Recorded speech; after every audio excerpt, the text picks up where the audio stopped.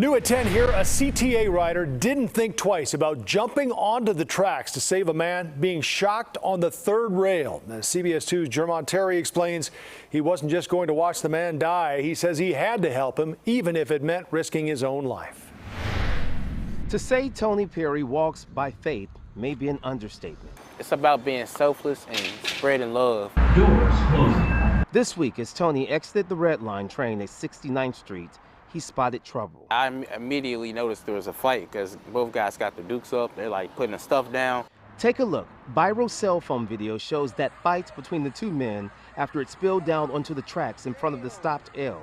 One punch landed the man on the third rail, sending 600 volts of electric shocks through him. Because the guy didn't have no control of his body.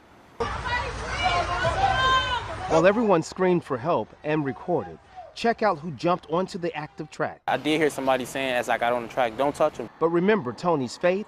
He says it kept him from watching from the platform. And I could have kept walking, but I was like, you know what? I'm not going to keep walking because God wouldn't want me to do that. So I took action immediately. And with his own life in danger, watch as he tried removing the man from the dangerous third rail. So I'm high-kneeing over and I just know, don't touch the rail, don't touch the rail, or otherwise I'm going to get shocked too. Tony recalls getting the jolt when he touched the man. It was strong, like it went through my whole body. And I remember after that, my whole body was still kind of shaky. What goes through your mind when you see your actions? I was kind of like, dang, I did that. And like, that was me, because I was kind of surprised that I would take myself to that level. But I'm kind of not surprised because I like, you know, I'm always helping people. That's my instinct. The 20-year-old believes God placed him on the red line at that moment. I was just thinking about if that was me in that situation, how would I want people to treat me? Just happy that the guy was alive more than anything. I didn't even see myself as a hero, to be honest.